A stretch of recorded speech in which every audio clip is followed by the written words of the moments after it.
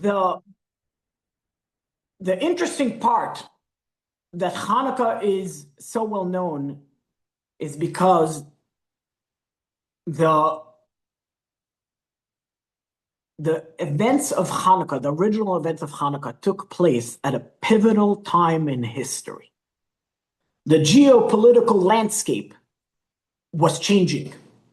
And part of what was changing was the miracle that the Maccabees were able to overcome the mighty Greek army, the Assyrian Greek army.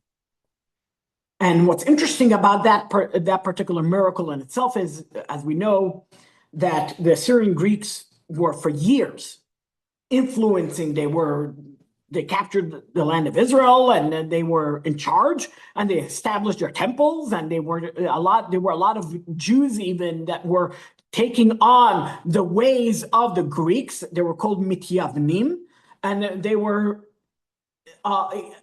many of them were saying there's nothing wrong with taking care of oneself. It's okay. I could be Jewish and practice the law of the land, or I could be Jewish and do X, Y, and Z that the Greeks are demanding of me. And there were people that argued that it's not a problem to have conflict like that. However, the Assyrian Greeks were not satisfied with just putting up their temples in different places or demanding that the public should follow their ways. They actually demanded that Matisyahu Kohen Gadol, the father of Judah the Maccabee, that he, as a figure of the Jewish community, that he should also practice some and adopt some of the pagan practices that they were instilling in the land of Israel. And one needs to understand the Greeks. Yes, by the way, those are the same Greeks that invented the Olympics and the marathon. Just as a side note, some of their mightiest and greatest accomplishments was the fact that the human body is the superior being. They argued in their crooked pagan ways that, heaven forbid, one may not even say those words, but that the human being is above God, so to say. Heaven forbid to even repeat that. And the interesting fact about that statement is there were plenty of people that said there's nothing wrong with exercising. There's nothing wrong with, going to gymnastics or competing in the Olympics or so on.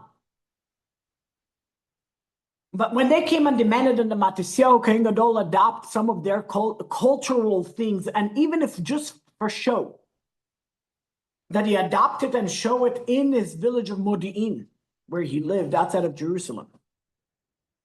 At that point, Matisyahu said, enough is enough.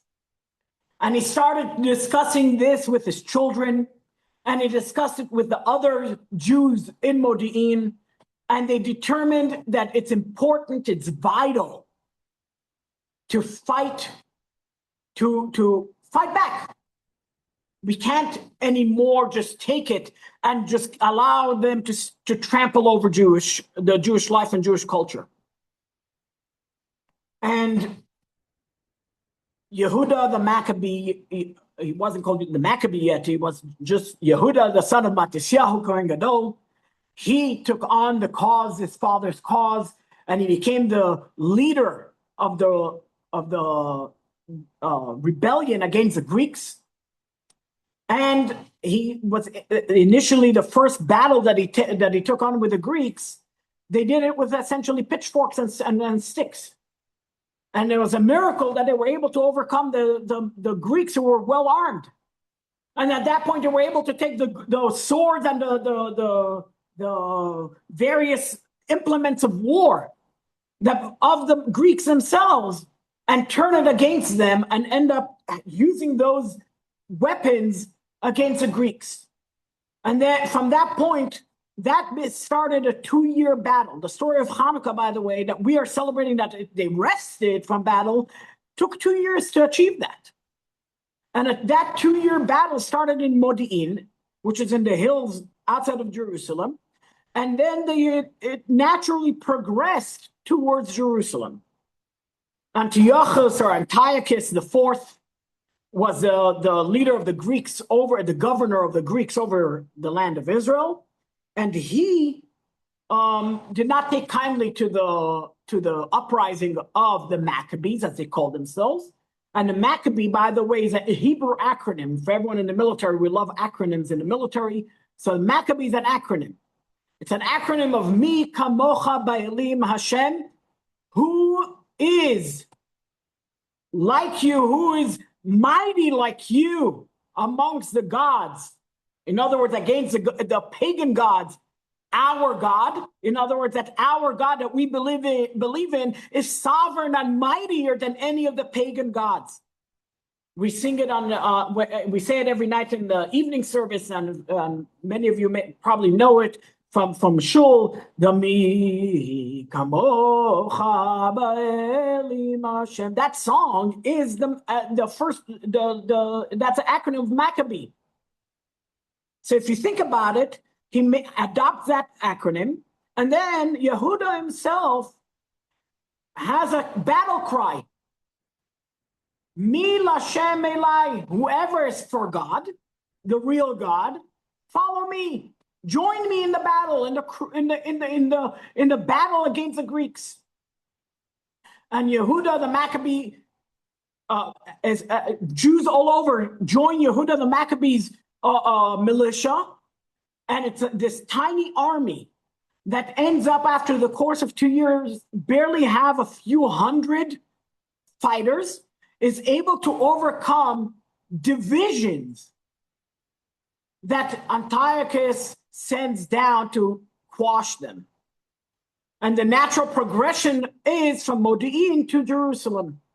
And they arrive in Jerusalem, and they overcome the garrisoned Greeks that were in Jerusalem. They arrive at the Beit HaMikdash, at the Holy Temple. They remove the pagan idols that were there. And they remove also the Kohen Gadol that was installed by the Greeks, the high priest that bought his way into the temple, installed by the Greeks. They remove him as well, and they immediately start cleaning. And the story is that we need to understand that this is in the story of Hanukkah. It's not only what I'm telling you, the recollection as it's told both in our books, such as in the Talmud, and in Josephus, telling us more about the story of the Maccabees themselves. What's interesting is that this small group of the Maccabees, they did not want conflict. It wasn't that we had people that were itching for a fight. They loved something more than they hated the enemy. And something that they loved was their families at home, God Almighty, and our Jewish way of life. And it was worth fighting. And their stand reminds us the values and the freedom that we fight for today. And this is where this story has impactful meanings to us all the way now. Why do we practice it every year and so on? Why is it so important? So now that we've discussed the battle and how they come to the Holy Temple and they clean it out and they find the cruse of oil and it lasts for all 8 days, all of this is fascinating. So I'll go back to my original question. If that is the case, why is it that this is not the main story? Why are we using the cruse of oil as the main story of Hanukkah? Why is it not the battle? The miracle of the battle as the main story of Hanukkah. We should maybe go out and, I don't know, sword fight. Maybe go clean out some enemies of the Jews. There are plenty of them around in the world today. We all read the news and we see in the last 3 days, events that happen against Jews all over the world. And it makes my blood boil each time that I read it. And I see that President Reagan's line about freedom is only one generation away from disappearing. We need to fight for it. We need to preserve it. Each generation must choose to carry forth this freedom.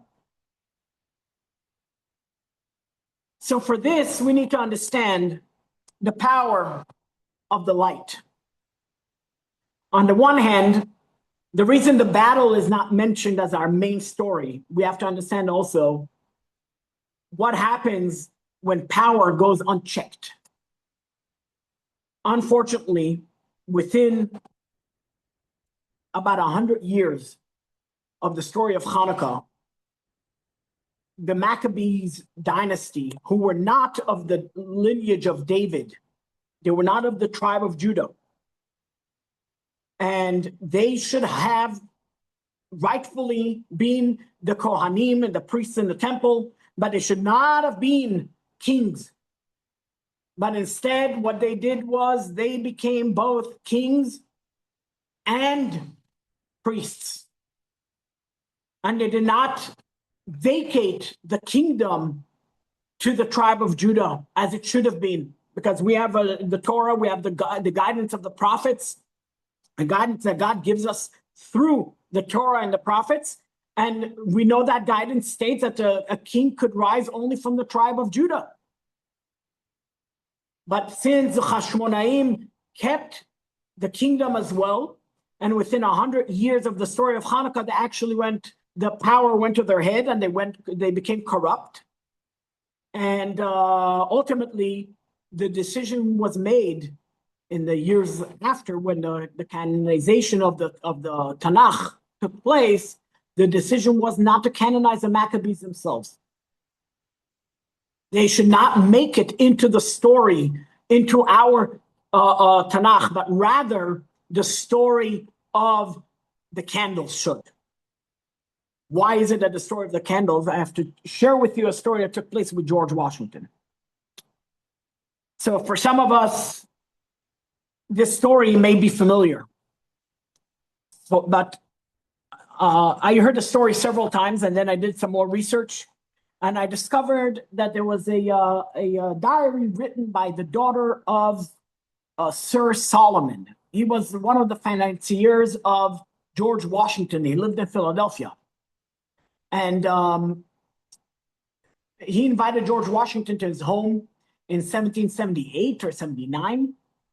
And George Washington comes in, sees the Hanukkah lights, and before anyone could tell him what Hanukkah is about, George Washington says, "Stop, I know the story."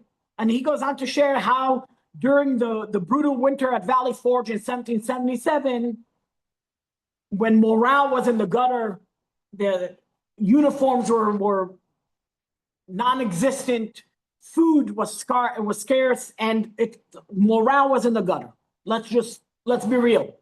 Was a very low point for the Continental Army. And whatever troops he had left were huddled around bonfires for heat.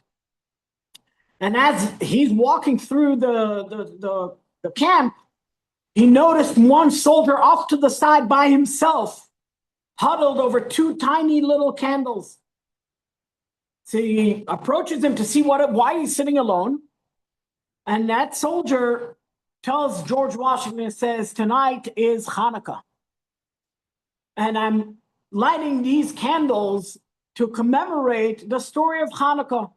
And he goes on to tell George Washington the story of how a poorly equipped force stood against a powerful empire to defend their freedom. And he goes on to express confidence that just as the struggle ended their struggle ended in victory, so too would be the battle of the Continental Army. And he goes on to say that not because they were poorly equipped, that's not why they won. They won because of the conviction, because of the spirituality, the defense of the freedom of what's true and holy. And Washington returns to camp. He's refreshed, reinvigorated by the message of the flames, and he's able to withstand one of the harshest seasons that we know in America.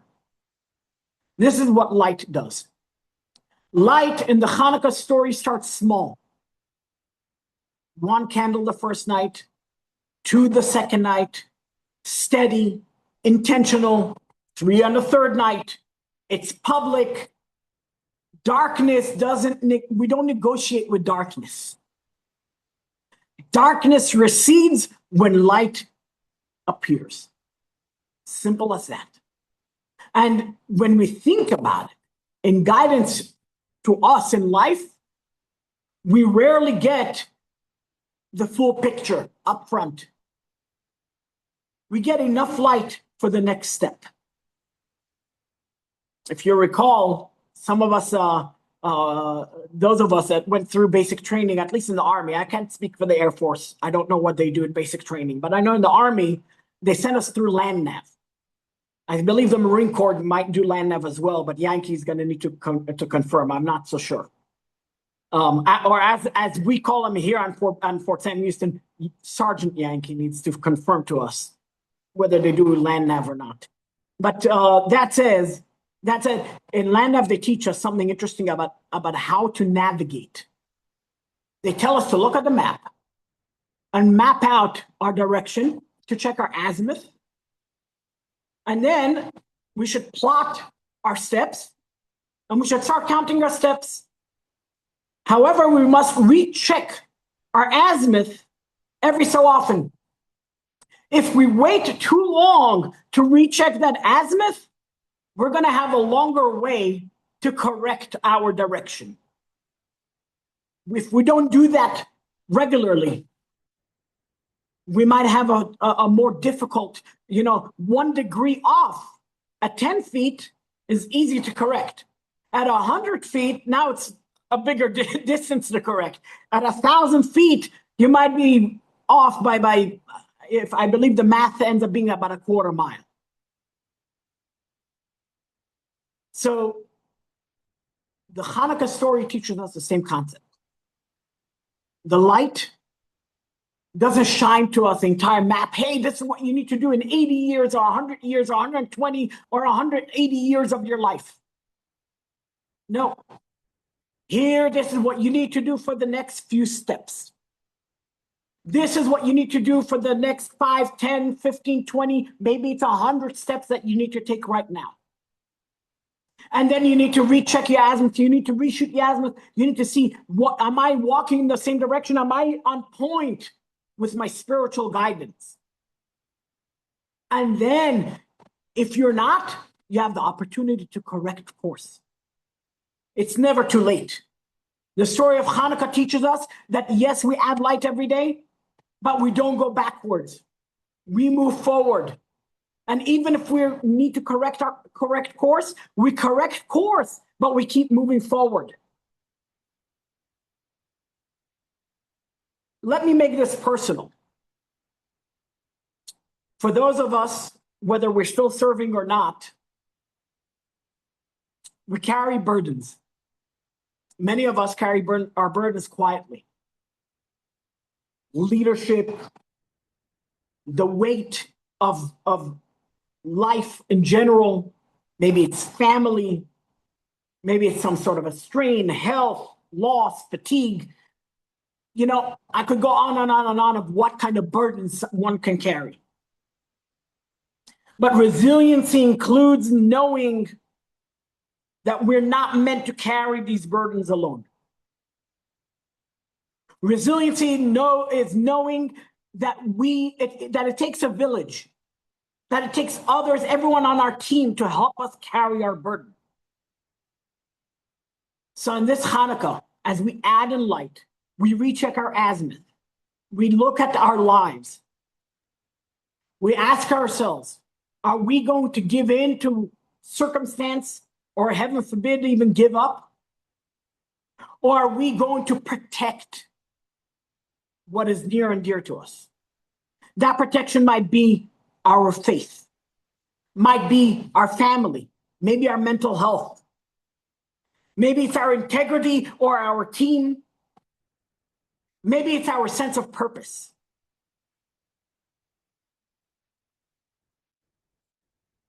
I found an interesting fact. In English, when we say we kindle the candles, you realize that the first 4 letters of kindle is kind. Because even in English, we have a lesson to be learned that in our lives, how we protect what is near and dear to us, if you're not sure what that next step looks like, begin with kindness. Because that is how you add light in your day-to-day life. On Hanukkah, we have that reminder that yes, we're talking specifically about the miracle of the lights, the miracle of the oil. Specifically, not about the battle that led to it, not about the other stories of heroism that we mention or commemorate as well through other acts, such as eating dairy or doing other things such as playing with the dreidel, etc. Those are nice additions. The main mitzvah of Hanukkah is lighting the menorah, adding the lights, the candles, the lights in our everyday. So as we do this Hanukkah, I want to bless each and every one of us that are participating here, our families, our loved ones, that we should become strengthened and enlightened inspired by the light of Hanukkah. That we should find enough light for the next step and the next step. And if we find ourselves in a moment of uncertainty, we should remember to add kindness, because that's how we kindle that light that helps us readjust that azimuth to find our true north. Happy Hanukkah.